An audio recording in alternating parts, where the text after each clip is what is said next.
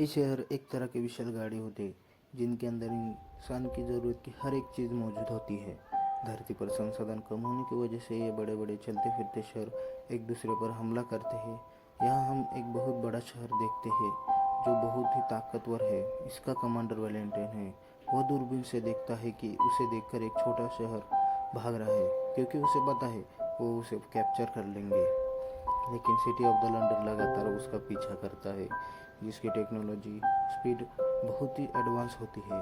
इसलिए छोटा शहर बच नहीं पाता और लंदन शहर उसे पकड़ लेता है। ऐसा लगता है कि जैसे कोई विशाल मछली एक छोटी मछली को निगल रही है। उस शहर के सभी लोगों को बाहर निकाला जाता है और कहा जाता है कि उन्हें अच्छी ज़िंदगी और खाना पीना मिलेगा, लेकिन उसके बदले में उनको काम भी करना पड़ेगा। उस शहर को टुकड़ों में काटकर इंजन में डाला जाता है। यहाँ हम एक जली रही भट्टी देखते हैं। यही भट्टी पूरे शहर को ईंधन का पावर सोर्स होती है। लंदन शहर के टॉम नाम का एक लड़का रहता है, जिसे पुरानी चीज़ें इकट्ठा करने का बहुत शौक होता है। टॉम के पास चलते फिरते शहर के कमांडर वैलेंटाइन की बेटी आती है। टॉम उसे अपनी पुरानी चीज़ें दिखाता है। उसके पास कुछ ऐसी पुरानी चीज़ें होती है जिससे हथियार बनाए जा सकते हैं। टॉम उन्हें इसलिए छिपा कर रखता है ताकि कोई उसका गलत इस्तेमाल ना करे और सही समय आने पर उसे वो नया है। वैलेंटाइन सबको कहता है, डरने की कोई ज़रूरत नहीं, यह सब ज़रूरत है, सुरक्षित है। उसी भीड़ में एक लड़की दिखाई जाती है जिसके चेहरे पर एक बहुत बड़ा निशान, मतलब कि गहरा कट दिखाई देता है। वह धीरे धीरे वैलेंटाइन की तरफ बढ़ती है। वैलेंटाइन उसे देख लेता है और समझ जाता है कि इसके इरादे कुछ ठीक नहीं है। तभी वह लड़की चिल्लाती है, वैलेंटाइन, तुमने मेरी माँ को मारा है। यह सुनते वैलेंटाइन उसे पकड़ लेता है और इंजन वाले हिस्से की तरफ ले जाता है। यही जगह बहुत खतरनाक होती है। एक तरफ इंजन और दूसरी तरफ गहराई होती है जहाँ निकलने का कोई रास्ता नहीं होता। लड़की वहाँ उसे कूदने वाली होती है कि टॉम उसका हाथ पकड़ लेता है। वहाँ उसे छोड़ने को कहती है। टॉम कहता है, वैलेंटाइन जैसा दिखता है वैसा नहीं है। लड़की बताती है कि वैलेंटाइन ने उसकी माँ को मार दिया है। इसके बाद वह हाथ छोड़कर कूद जाती है। तब वैलेंटाइन आता है और टॉम से पूछता है, उसने तुम्हें क्या कहा? टॉम बताता है, उसने कहा कि आपने उसकी माँ को मारा है। यह सुनकर वैलेंटाइन को कोई हैरानी नहीं होती।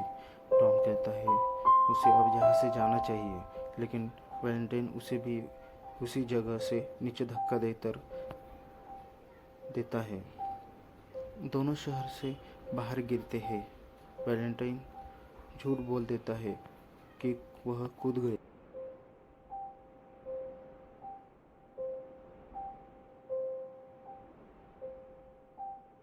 दोनों पैदल जमीन पर चलते रहते हैं। सामने उजाड़ धरती, टूटा फूटा संसार।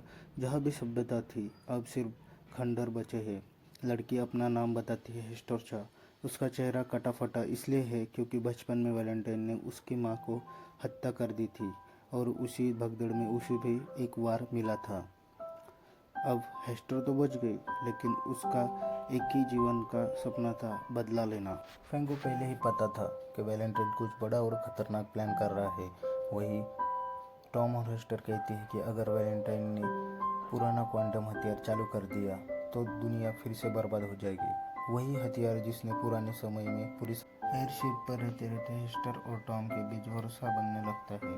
लेकिन अचानक फैंग के जहाज पर हमला होता है और सभी लगभग गिर जाते हैं। टॉम और हेस्टर फिर जंगलों पहाड़ों से गुजरते हैं और एक जगह पहुंच जाते हैं जहां चलते फिरते शहरों से अलग शांति से रहने वाले लोग हैं। उनके पास न तो बड़े शहर है न युद्ध। वे तकनीक का उपयोग अच्छे कामों के लिए करते हैं। हेस्टर पहली बार महसूस करती है कि दुनिया सिर्फ नफरत से ही नहीं, आशा से भी चल सकती है। उधर लंदन विशाल दीवार वाले शहर शंघाई की तरफ बढ़ रहा होता है। वैलेंटाइन मेडोसा मशीन को चालू करता है। ऊर्जा की गूंजती है, आसमान कड़कता है। लगता है जैसे दुनिया फिर से खत्म होने वाली हो। इस बीच फेंग दोबारा मदद को आती है और टॉम हेस्टर को अपने जहाज पर ले लेती है।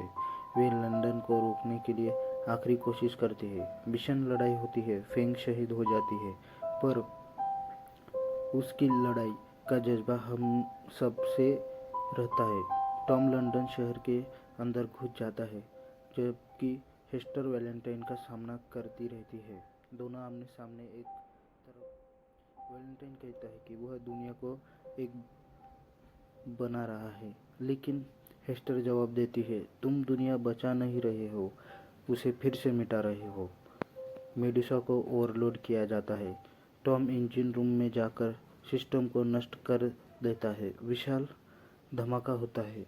लंदन का पहिया रुक जाता है, शहर ढहने लगता है और बाहर सब भागते हैं। आसमान फिर से शांत होने लगता है।